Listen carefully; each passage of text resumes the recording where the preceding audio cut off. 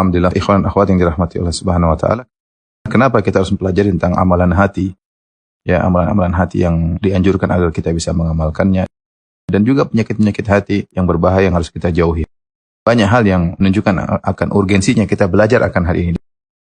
Di antaranya, yang pertama, bahwasanya kedudukan seorang dan derajat seorang tergantung akan bersihnya hatinya. Oleh karenanya di antara doa Nabi Ibrahim alaihissalam, "Wala tukhzini yauma yub'atsun, yauma la yanfa'u malun wala banun illa man atallaha biqalbin salim." Kata Nabi Ibrahim, "Ya Allah, jangan kau hinakan aku pada hari di mana mereka dibangkitkan. Hari tidak bermanfaat harta dan anak-anak, kecuali orang bertemu dengan Allah dengan hati yang selamat." Oleh karena Nabi Ibrahim alaihissalam bertemu Allah dengan hati yang selamat. Kata Allah Subhanahu wa taala dalam ayat yang lain, "Wa inna min syi'atihi la Ibrahim idh ja'a rabbahu biqalbin salim." Dan di antara golongan yang Nabi Nuh alaihissalam adalah Ibrahim. Tatkala dia datang bertemu dengan Allah dengan hati yang bersih. Dan ini juga ditegaskan oleh Nabi sallallahu alaihi wasallam dalam hadis Abdullah bin Amr bin Al-As, qila li Rasulillah, ditanyakan kepada Rasulullah sallallahu alaihi wasallam, "Ayyun nasi afdal?" Ya Rasulullah, siapa orang yang paling afdal? Jadi sahabat bertanya tentang orang yang paling afdal. Mereka ingin tahu siapa orang paling afdal agar mereka bisa menjadi orang tersebut. Kita tahu pertanyaan-pertanyaan sahabat kepada Nabi bukan hanya untuk wawasan, tapi untuk mereka amalkan. Karena ini banyak dalam pertanyaan-pertanyaan sahabat ya. Amal yang terbaik, amal yang paling dicintai oleh Allah. Sekarang ditanyakan manusia mana yang paling afdal.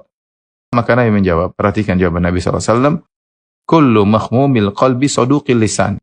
Yaitu seorang yang disapu hatinya, yaitu dibersihkan hatinya, dan jujur lisannya.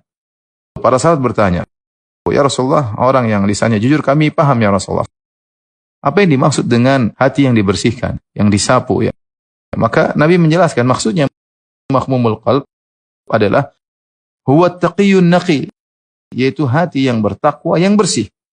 La ithma fihi, tidak ada dosa dalamnya, wala baghya, tidak ada melampaui batas, wala ghilla, tidak ada kedongkolan, wala hasad, tidak ada kedengkian. Hati yang bersih. Ya, inilah manusia yang paling afdal di sisi Allah Subhanahu wa taala. Hati yang bertakwa, yang bersih, tidak ada dosa, yaitu syahwat ingin melihat hal yang haram, ingin memandang hal yang haram ya. Kemudian tidak ada melampaui batas, sombong dan yang lainnya. Tidak ada kedongkolan dan tidak ada hasad. Ini orang yang paling afdal di sisi Allah Subhanahu wa taala. Oleh karena dalam hadis Nabi sallallahu alaihi wasallam mengatakan, "Innallaha la yanzuru ila suwarikum wala ila ajsamikum, walakin yanzur ila qulubikum wa a'malikum." Sungguhnya Allah Subhanahu wa taala tidak melihat kepada rupa kalian. Dan Allah tidak melihat kepada jasad kalian. Artinya apa? Nabi menjelaskan bahwasanya bukan itu barometer Allah dalam menilai derajat seseorang. Walakin yanzur ila qulubikum wa a'malikum. Tapi yang Allah lihat adalah hati kalian dan amalan kalian. Ini yang menjadi barometer Allah dalam menilai derajat seorang. Pertama adalah hatinya, baru kemudian amalnya. Bahkan tapi yang menjadi pusat perhatian Allah yang pertama adalah hati seseorang. Karena kalau seorang dinilai dari rupanya, dari parasnya, maka orang-orang yang tampan mereka yang paling tinggi di sisi Allah. Wanita-wanita paling cantik mereka yang paling tinggi di sisi Allah Subhanahu wa taala. Tapi itu bukan jadi patokan Allah Subhanahu wa taala. Betapa banyak orang-orang mulia yang ternyata misalnya mereka adalah budak seperti Bilal bin Rabah ya. Dirinya budak kemudian dibebaskan oleh Abu Bakar, berkulit hitam ya. Demikian juga dalam satu hadis ketika Ibnu Abbas radhiyallahu taala anhuma pernah berkata kepada Atha bin Abi Rabah.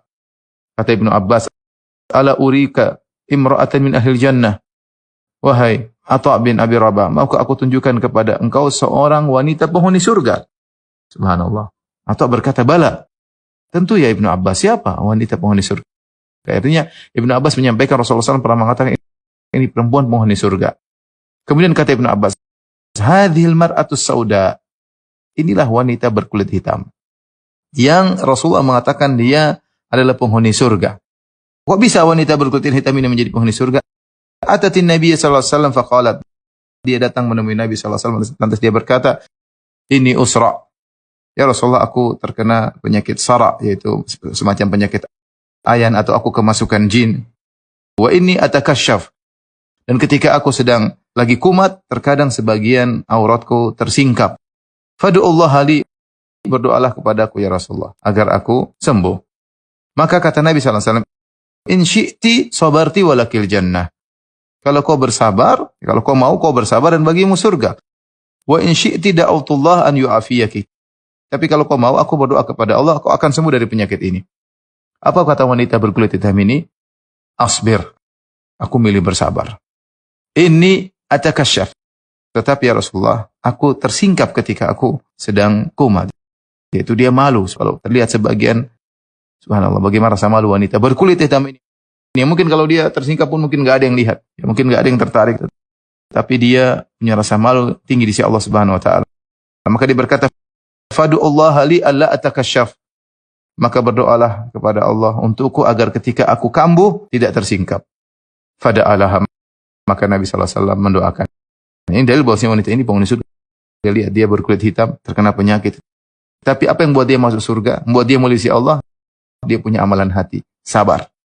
Oleh karena ini peringatan kepada ikhwan-ikhwan dan akhwat yang terlalu perhatian terhadap penampilan zahirnya. Itu bagus, tidak ada masalah. Tapi lupa dengan perhatikan hatinya. Kita memperhatikan amalan zahir, penampilan zahir, casing kita perhatikan. Tapi yang lebih utama kita perhatikan isi hati kita. Isi hati kita yang paling penting, karena itu yang menjadi barometer penilaian Allah Subhanahu wa Ta'ala.